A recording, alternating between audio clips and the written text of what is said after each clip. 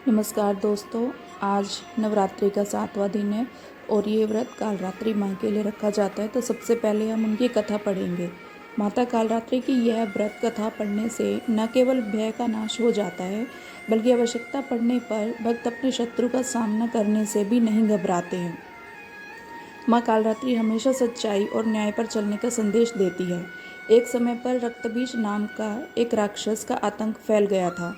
रक्तबीज के पास एक वरदान था कि उसके शरीर से गिरने वाला हर खून की बूंद एक नए राक्षस को जन्म देती थी।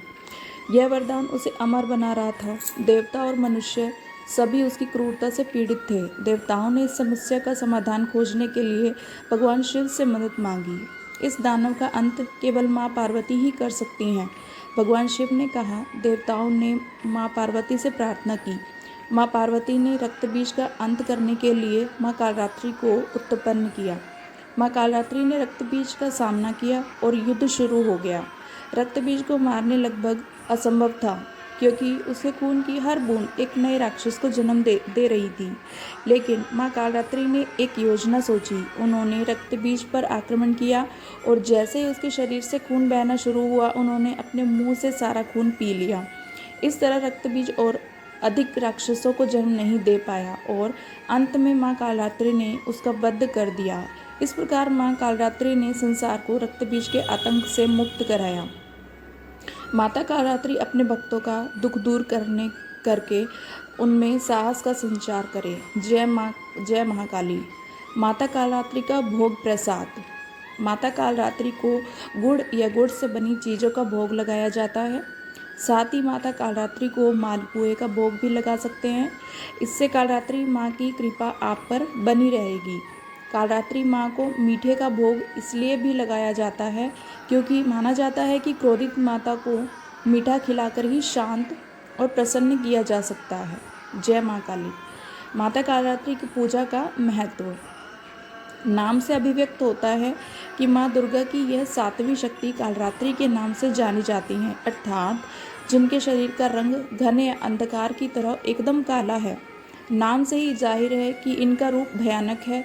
सिर के बाल बिखरे हुए हैं और गले में विद्युत की तरह चमकने वाली माला है। अंधकार में स्थितियों का विनाश करने वाली शक्ति है कालरात्रि। काल से भी रक्षा करने वाली यह शक्ति है। इस देवी के 3 नेत्र हैं। ये तीनों ही नेत्र ब्रह्मांड के समान गोल हैं। इनकी सांसों से अग्नि निकलती रहती है।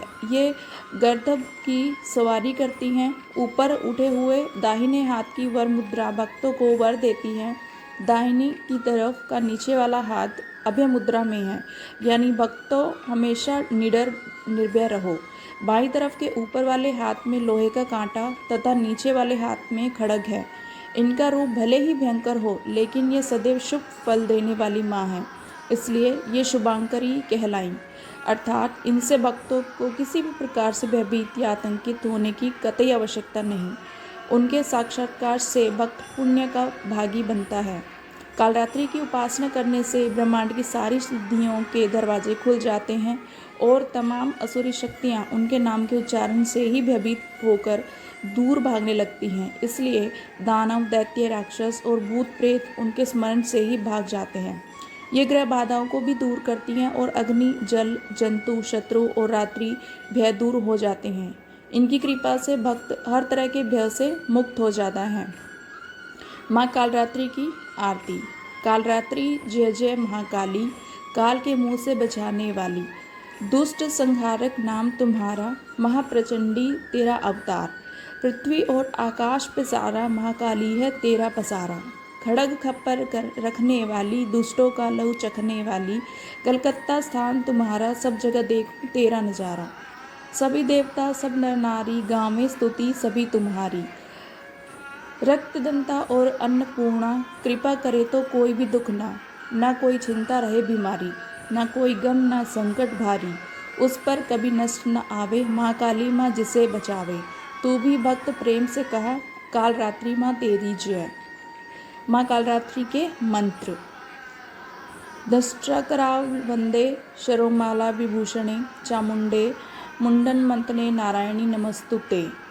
या देवी सर्वभूतेषु दयारूपेण संस्थिता, नमस्तस्यै नमस्तस्यै नमस्तस्यै नमो नमः। धन्यवाद दो।